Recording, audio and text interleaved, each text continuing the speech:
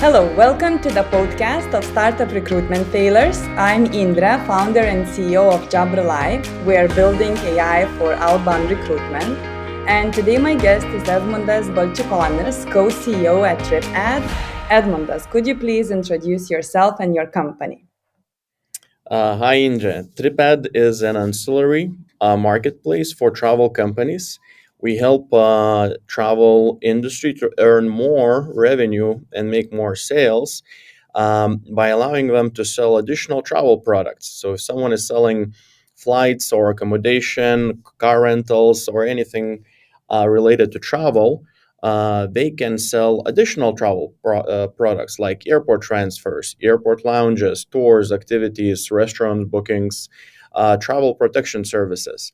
So we have integrated hundreds of vendors from around the world with thousands and thousands of products. And we use AI to make personalized recommendations. So the travel company will recommend the right ancillary travel product to the right traveler anywhere traveling around the world. That sounds amazing. Very curious to try it out. I haven't done that yet. So I believe this is the future of the traveling.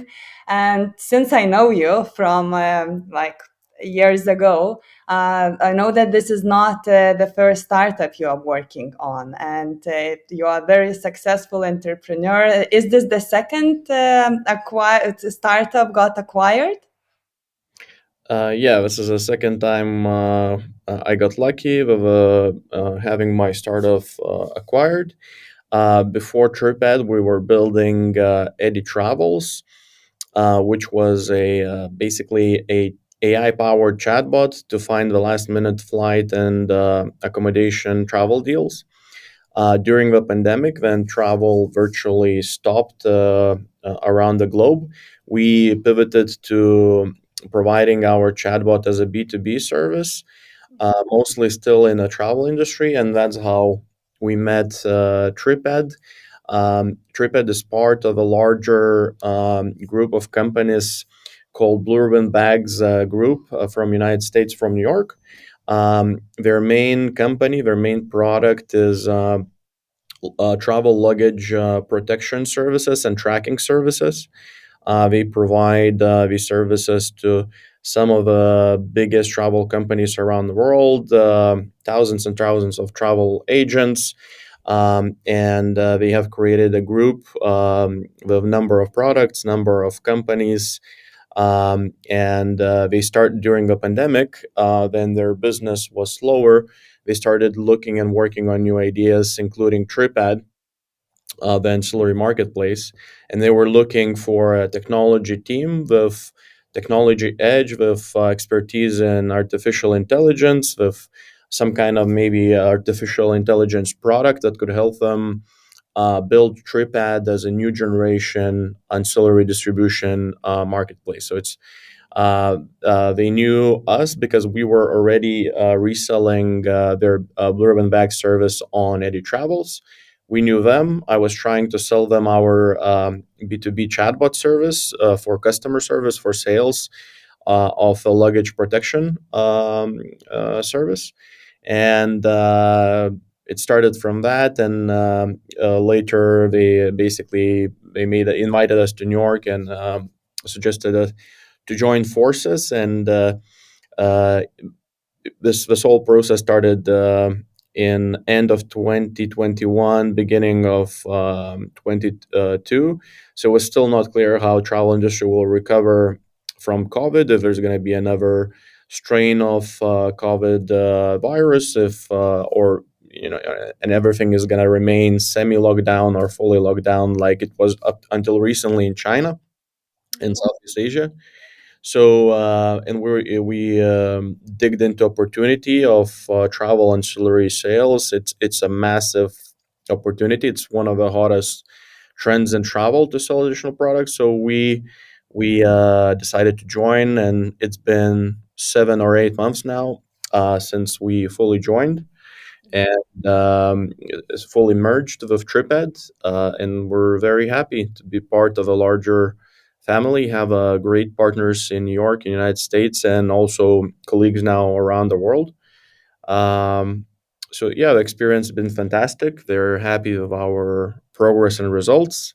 Uh, from being initially when we joined head of product, now I recently became co-CEO. So yeah, positive vibes and good progress all around. Very glad to hear. It's really inspiring, and you say you got lucky, but maybe first time when you get acquired, it's a luck. But if it's like two times in a row, I wouldn't say it's just a luck. What is the secret? Uh, Basically, just do it, go hustle, and things happen. Good things happen to those who hustle. So Okay, so keep on working. yeah, Great, great. And so, how is it going with recruitment? it's actually been great. We recently hired a few more people. I must admit, it's a lot easier when you're part of a bigger organization. When you have partners from US that have global reach and have colleagues all around the world. So they have employees everywhere from Vietnam, China, India, to Dubai, to France, Italy, Germany, Uruguay, United States, and Colombia, and so on. Nice. So if needed, we have opportunity to kind of reach out into any countries or global talent pool, and also having worked in Lithuanian IT sector for over a decade, having done a number of startups, and continuously continuously participating in events and building a brand through all kinds of online activities, through uh, PR, uh, having positive messages about our startup. Also, obviously, getting acquired helps. You even as a small startup, I feel like we have some nice brand recognition, or at least awareness.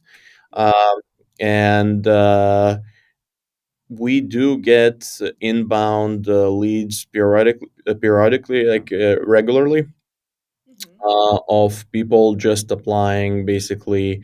And our last few hires were basically inbound applications. So meaning we don't have to spend um, too much time researching or working with agencies to outsource the recruitment process. We're lucky to get some good quality applications every other week or two. This is very unusual, and I believe all the small startups could only envy you because we small ones have to reach out to hundreds of potential candidates in order to attract one. So, very happy for you.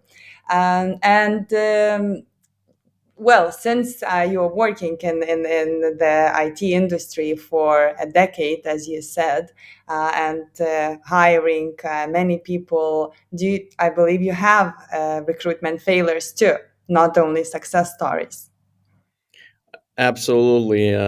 Everything from failing to actually just monitor our recruiting process and emails. And we have hired a person who applied to join us uh, after from through an agency, and we actually paid an agency for hiring a person that tried to apply for the same job for free. So and obviously agency got 1 or 2 months of salary for a developer.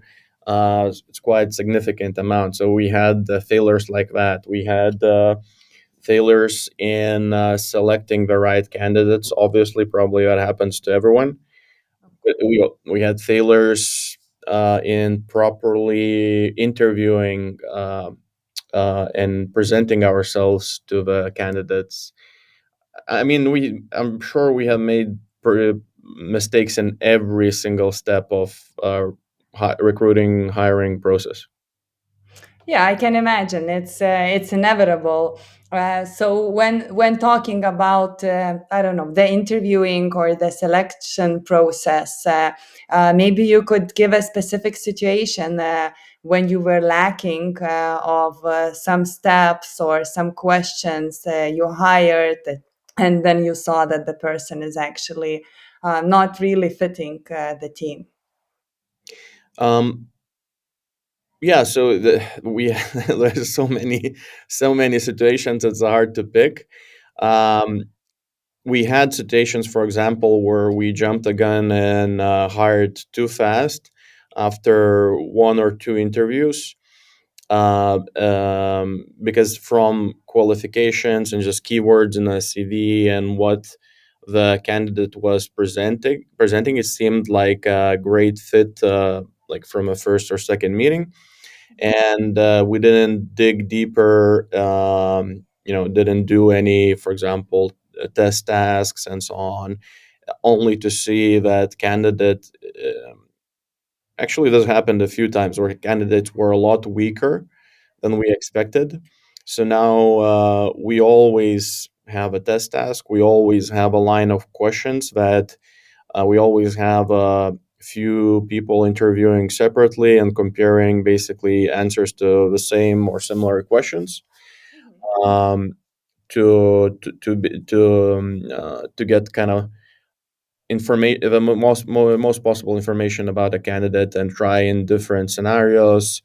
Often now, we if we like a candidate after first or two second interview, we invite them for some informal meeting with some other teammates for lunch, usually, Mhm.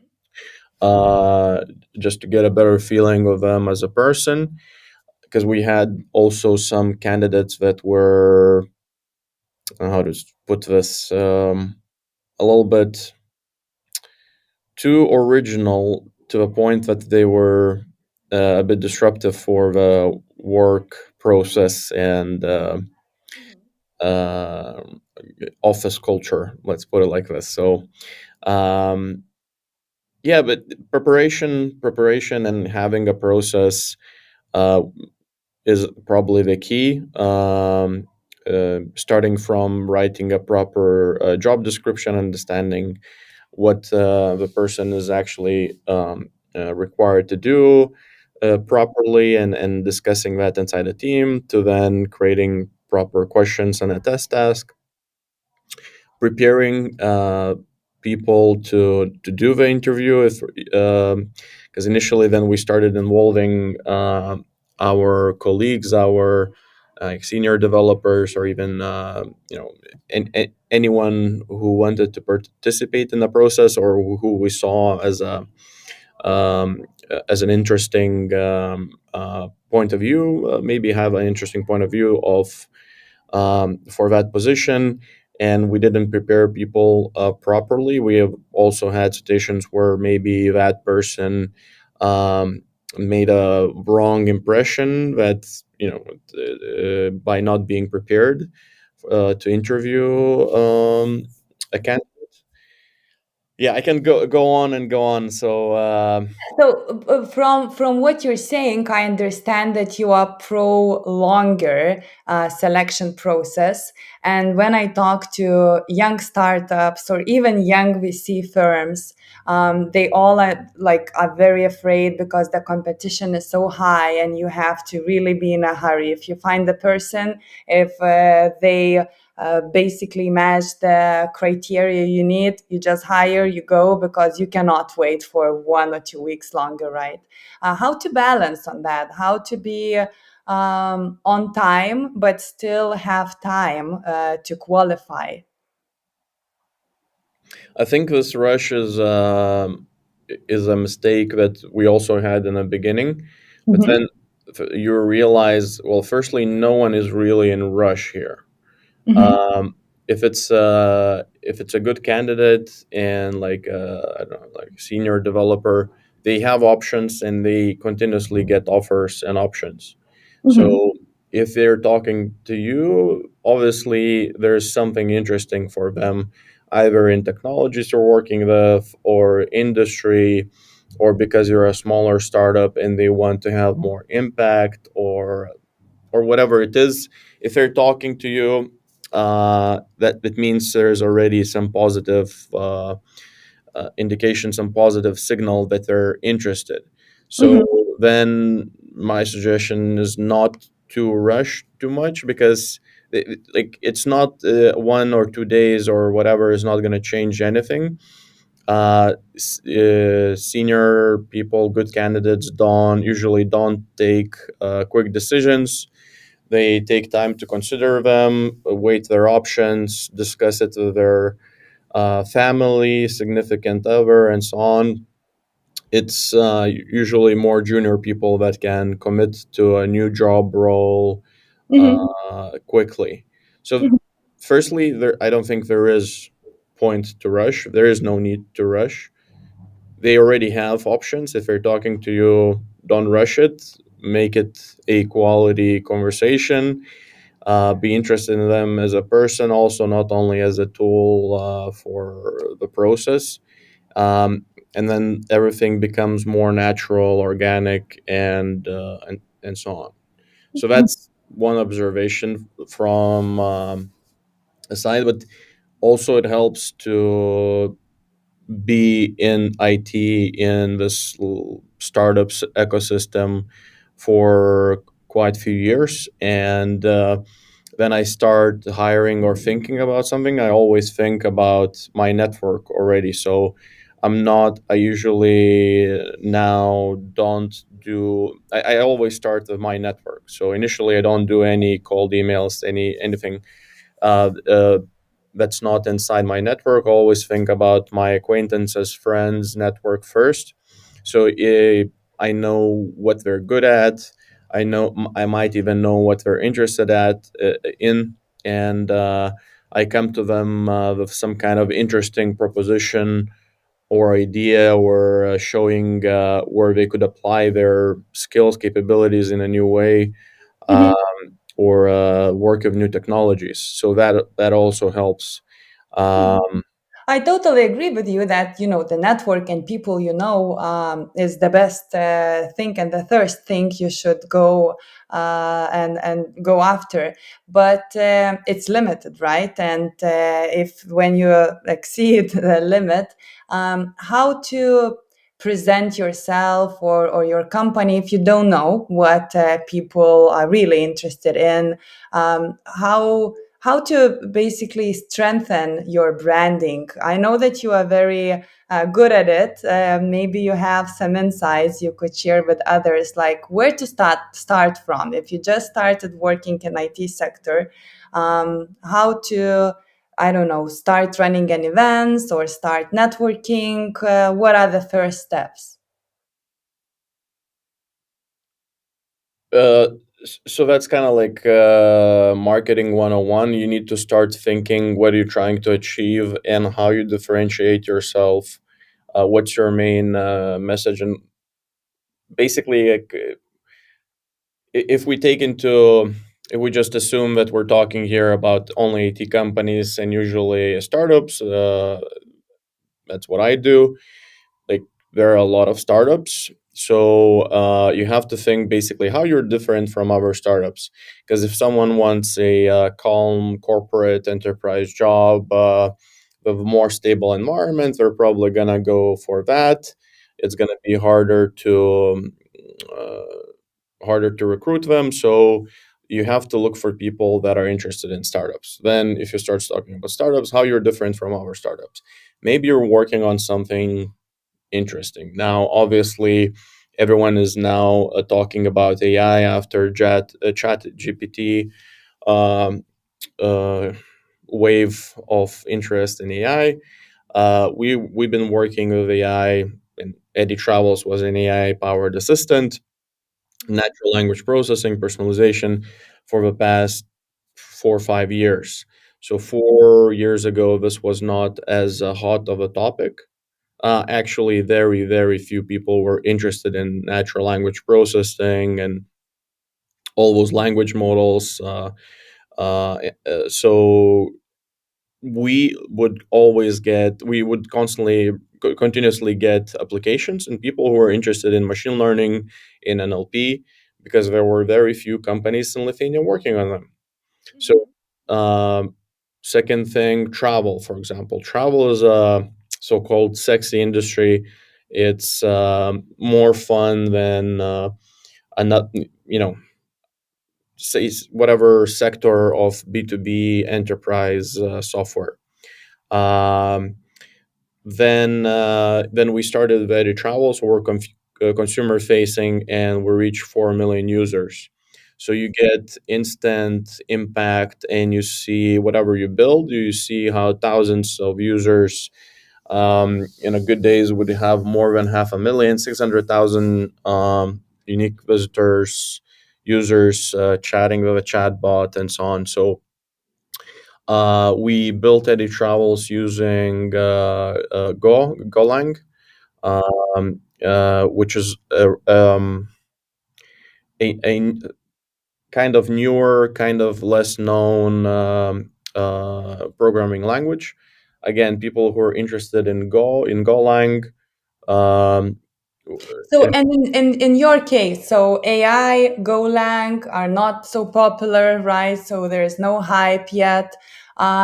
When you need to attract a talented person, what do you do? Who you are targeting, right? If you know that the popularity is not here, how do you present yourself and to whom? How do you select the potential candidates? Well, it depends on the position, because it's one thing for machine learning engineer, AI engineer. So there wouldn't be too many companies that worked with AI 4 or 5 years ago. They only had very few choices that of companies doing AI. So the same. Then we were looking for Golang. There were literally, I think, maybe I don't know, 300-400 people in all Lithuania, but that even had Golang as a skill in LinkedIn. So it's very easy to go through all their LinkedIn profiles, see who's doing what, and reach out to them. Uh, Obviously, this has minuses because your talent pool that you're targeting is very small. So then it gets complicated for Golang. That's also at some point when we hired a agency.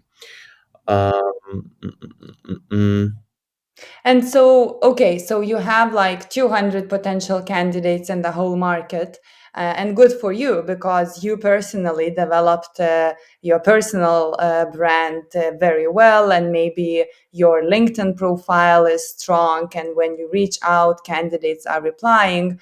But statistically, it's not really a case, right? So, how to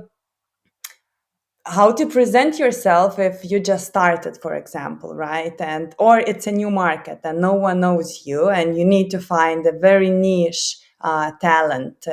Do you start with the personal or company branding, or you work more on your messages? You're reaching out to potential candidates. What would be your approach in this case?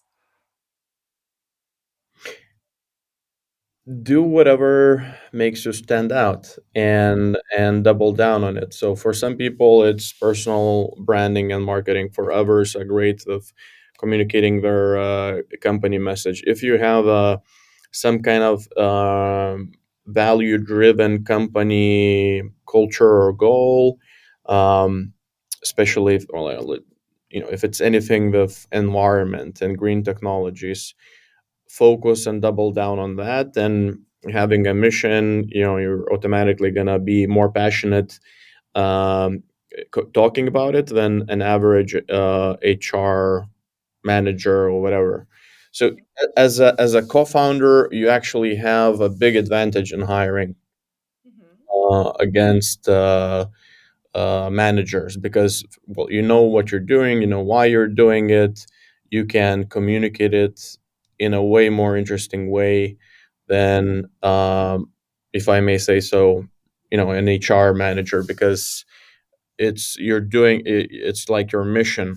and you're trying to share this mission. So, and hopefully you attract people that are interested in this mission, uh, or interested in parts of it, in that specific technology like AI or travel industry, or having more impact of consumer facing products instead of B2B enterprise tools. Yeah, I totally agree with you. And I always encourage founders or hiring managers to do the recruitment themselves, of course, with the help of recruiters or HR people. But this is number one responsibility of a manager and co-founder, right? Because no one else can know better, what is this about and why it should be so exciting. If you're looking for a smart choice to build your team, do it efficiently with JobRely, our AI for recruitment. We offer 2 weeks free trial, during which our AI will source 50 potential candidates, reach them out, pre-screen, and schedule interviews. Visit jobrely.com and get started. And when you talk about the processes of interviewing and selecting, do you prepare interviewing questions for the potential candidates for specific role in advance, or do you do this very organically? Just want to come back to this thing, because I've also met HR managers that were great at their job, because they would become like, especially if they're in-house HR managers, and they would be very passionate about the company, then their energy and enthusiasm about the company would also translate, and it would be the same as talking the co-founder. The whole point is, uh, people want to work on interesting things that are interesting, not and often not only interesting to them but to all the other people, so they see validation and they see that it's meaningful, and it makes sense. So as a co-founder, you take on this mission, you take on this risk, so you're by default made, you have to believe and buy yourself and your bullshit sometimes, and your idea. As a HR manager and a recruiter, you might have to do some research and buy into this company and mission, and by being more enthusiastic about it, definitely will also, I think, help with recruiting. It's just, I've seen so many random messages, or even that my some of my colleagues receive, and like, it's a cold message. You clearly see it's a canned message that the manager has probably sent to whoever, however many people. And the point is not even that it's not personalized to that developer, because it doesn't matter if it's going to be personalized if it's not interesting, if it's not relevant. But enthusiasm sells really well in all parts of life. So it's not only co-founders. Just wanted to add that. It's like, yeah.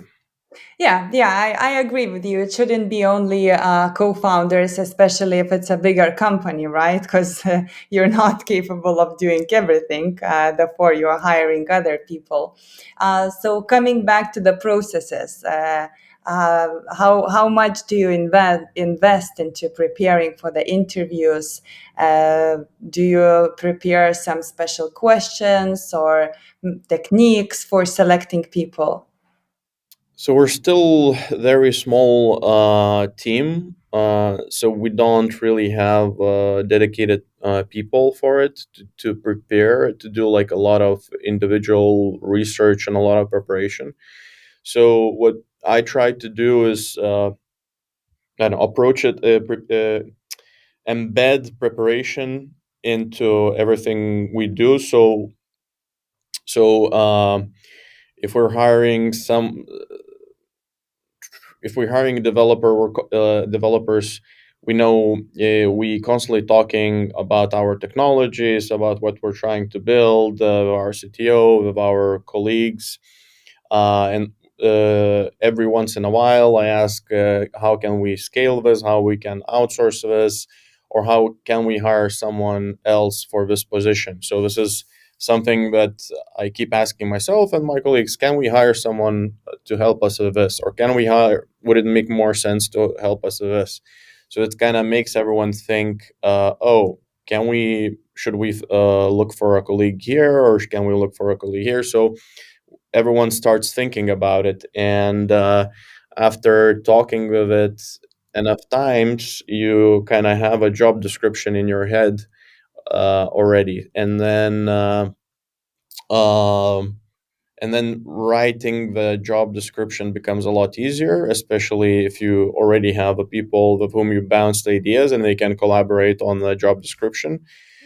If you write a good job description with everything in it, that's kind of half of a job for the preparation, because then you know who you're looking for, what are the requirements, what will be the additional plus things for the candidate to have.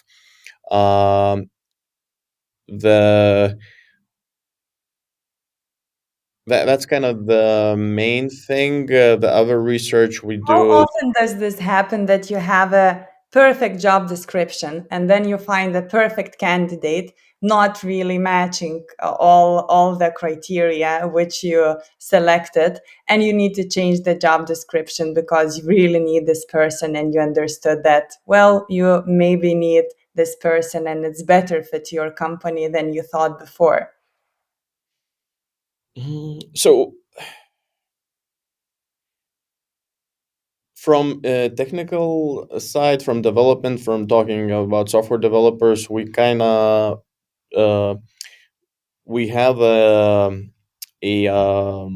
team in India that helps us with smaller tasks, and in Lithuania we kind of focus our strategies having full stack developers. So it's often that we get candidates that don't have exactly those hashtag skills in their CV, in their the technology portfolio, or they're not experts in it. But if they're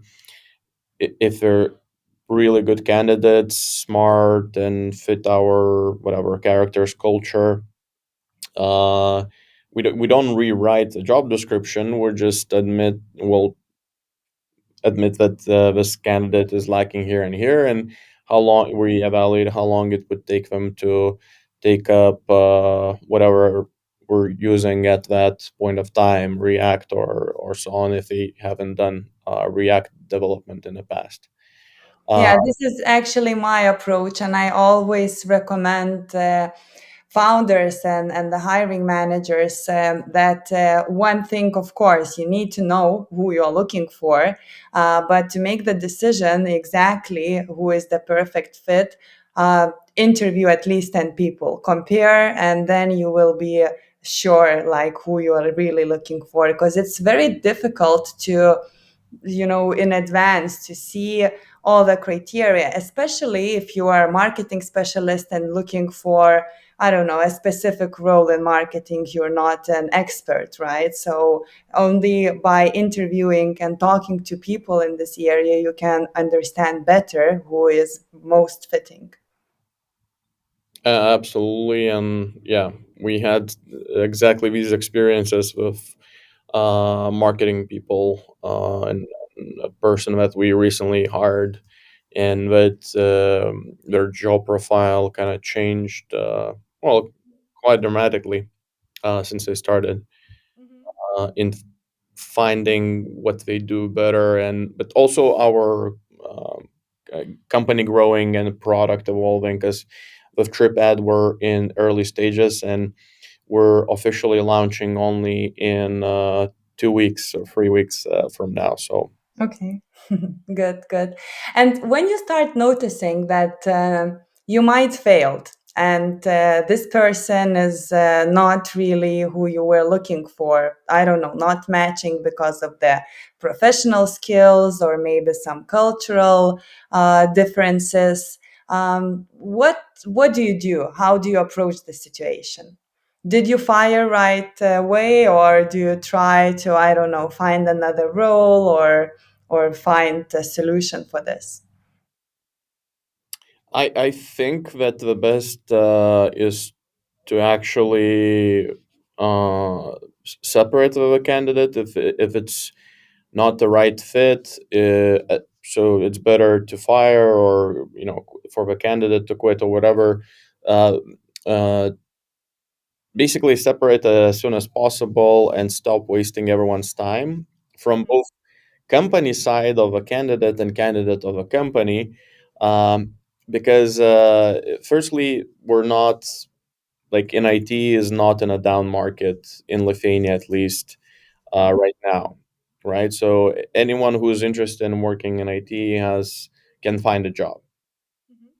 Pretty much in any position, doesn't matter, technical, not technical. If you're doing a marketing or support or sales in IT, you will find a job. You can find a job. So why waste your and company's time? If you see that this is not a good fit, quit, go find another job.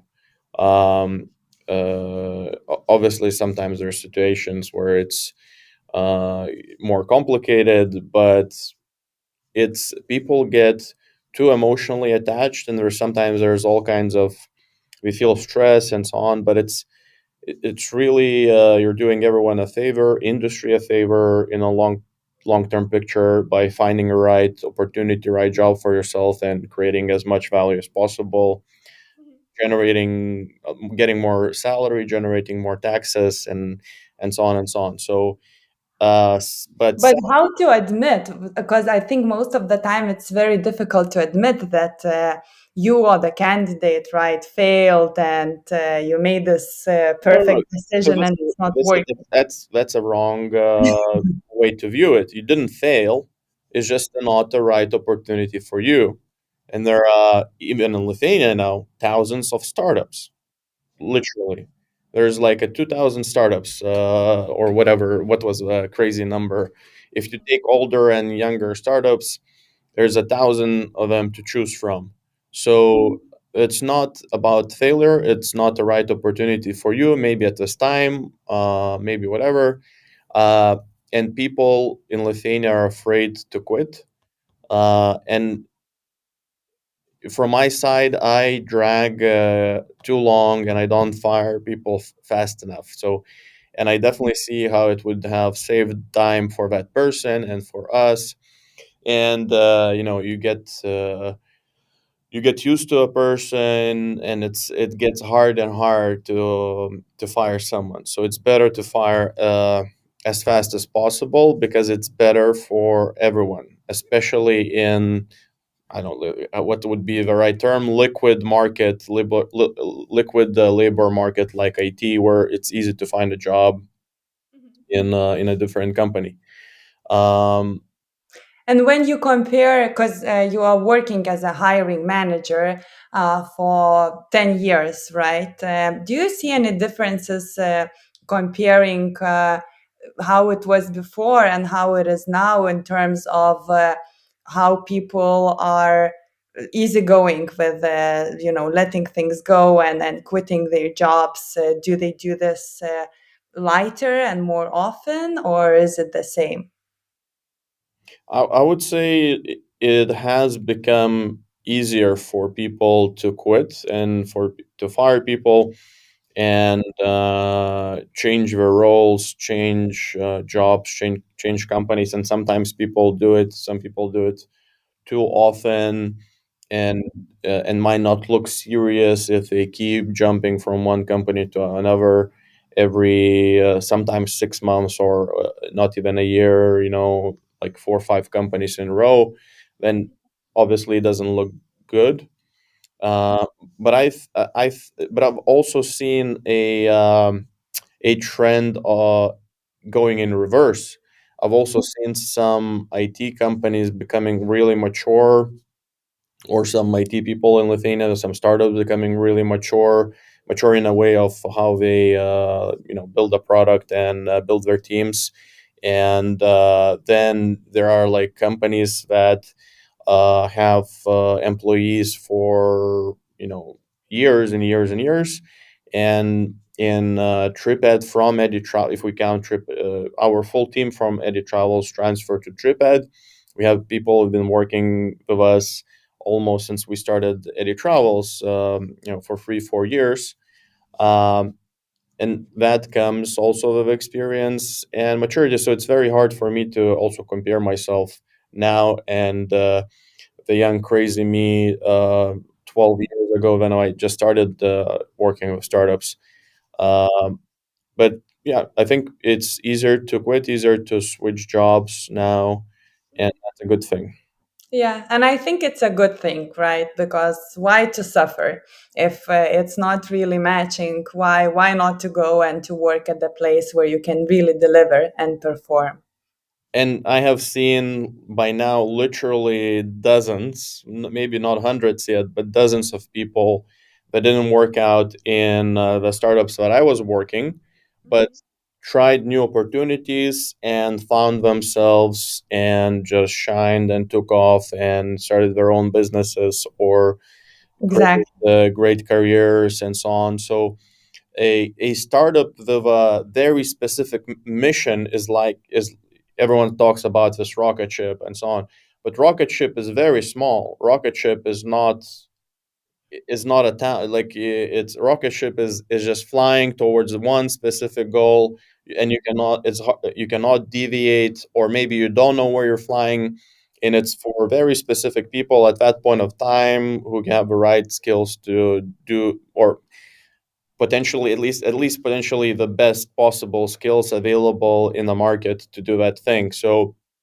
it's not failure, it's just not being at the right time in the right position. Hmm. And to conclude, what would be your key advice, like one advice, if some other founder come to you and ask, what is the one thing you would advise them for hiring, for recruitment process? One advice, that's a hard one. Hmm. I firstly think of myself as bad in hiring, so it's hard for me to find the confidence now in just saying this is the thing you should do. Um, Maybe the most painful lesson you had to learn yourself, and you wouldn't like others to repeat it.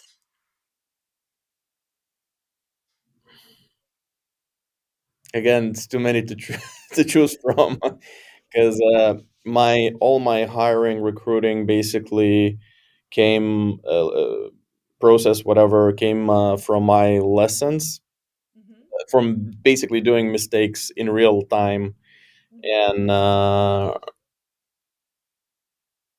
and that's definitely not the best way to do it. So there must be some smarter, better way, a course or something.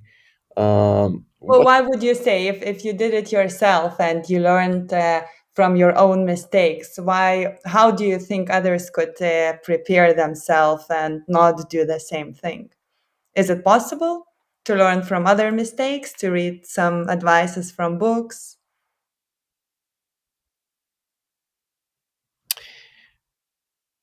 so maybe this will be okay. I have an advice. Uh, it's for me and starting my startups and starting in general the businesses. I think what worked great is being an outgoing person, going to events, going to hackathons, meeting people, and not just talking, getting to know them, but trying to do things and build things together. And I think hackathons actually right now in Lithuania a bit overlooked. They're kind of viewed as only for students, and kind of have a feeling that there's no. Right now, I don't have a feeling that there's, for example, no good hackathons happening in Lithuania because it was like a trend, like a wave that disappeared. But hackathons were fantastic for hiring people because you could team up with someone or at least observe people as a mentor or whatever, working 48 hours in a high stress situation where all kinds of their personality traits would come out, and you would see how they perform and how good they deliver in a stressful situation. And they're tired, there's all kinds of distractions, there's someone giving speeches, So here's a few things, man. Go to events, go out. You never know who might be useful. I think Lithuania we don't do networking enough. It's getting better. It's definitely getting better the more and more events, but often we're very kind of like in our only talking to the friends that we know in that event. You know, Comfort in zone. our Yeah. awkward in these events. If you're going to events, you're going for networking, go out and meet people, introduce yourself, ask what they're doing, even if they're being weird. Uh, you're not wasting your time and using your time productively.